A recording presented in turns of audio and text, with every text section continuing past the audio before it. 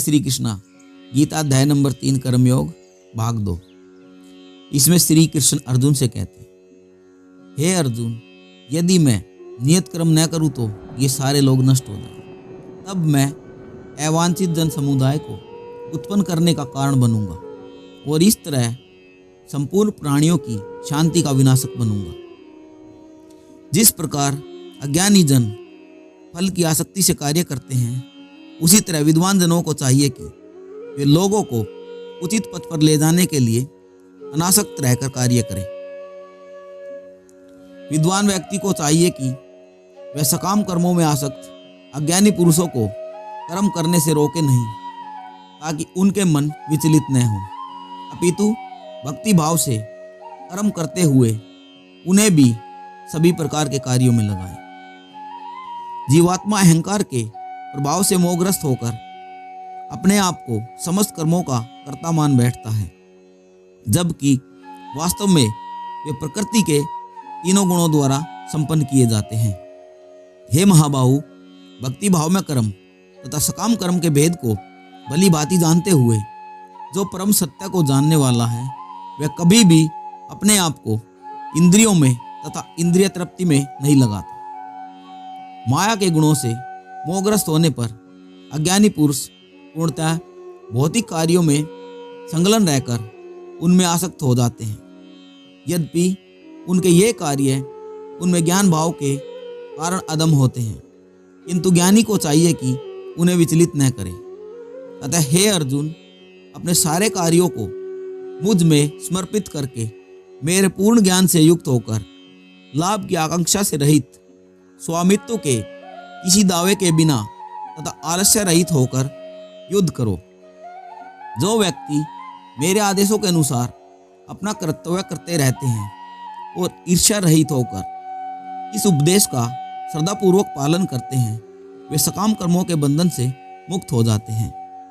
किंतु जो ईर्ष्यावश इन उपदेशों की उपेक्षा करते हैं और इनका पालन नहीं करते, उन्हें समस्त ज्ञान से रहित समझना चाहिए। ज्ञानी पुरुष भी अपनी प्रकृति के अनुसार कार्य करता है, क्योंकि सभी प्राणी तीनों गुणों से प्राप्त अपनी प्रकृति का ही अनुसरण करते हैं। भला दमन से क्या हो सकता है? प्रत्येक इंद्रिय तथा उसके विषय से संबंधित राग द्वेष व्यवस्थित करने के नियम होते हैं।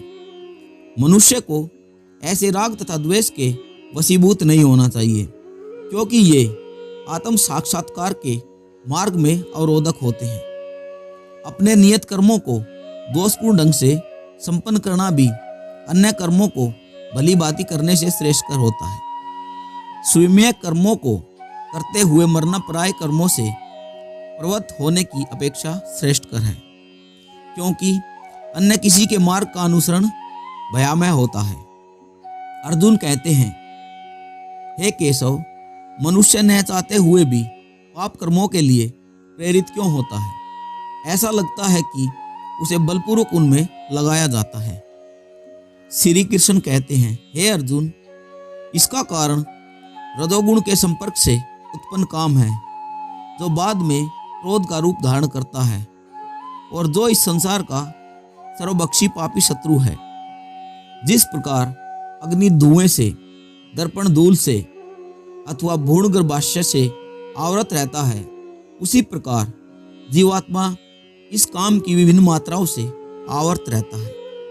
इस प्रकार ज्ञान में जीवात्मा की शुद्ध चेतना उसके काम रूपी नित्य शत्रु से ढकी रहती है, जो कभी भी तुष्ट नहीं होता और अग्नि के समान जलता रहता है।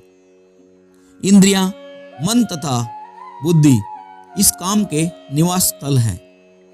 इनके द्वारा यह काम जीवात्मा के वास्तविक ज्ञान को ढककर उसे मोहित कर लेता है।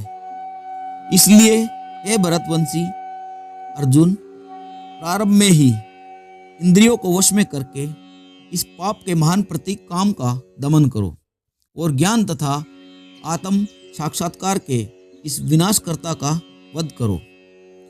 कर्मेंद्रियों जड़ तथा पदार्थ की अपेक्षा श्रेष्ठ है। मन इंद्रियों से बढ़कर है, बुद्धि मन से भी उच्च है और वह आत्मा बुद्धि से भी बढ़कर है। इस प्रकार हे महाबाहु, अपने आप को भौतिक इंद्रियों, मन तथा बुद्धि से परे जानकर और मन को सावधान आध्यात्मिक बुद्धि से स्थिर करके आध्यात्मिक शक्ति द्वारा इस काम रूपी दुर्जय शत्रु को जीतो। इस प्रकार श्रीमद् भगवत गीता के तृतीय अध्याय कर्मयोग का भक्ति वेदांत तात्पर्य पूर्ण हुआ।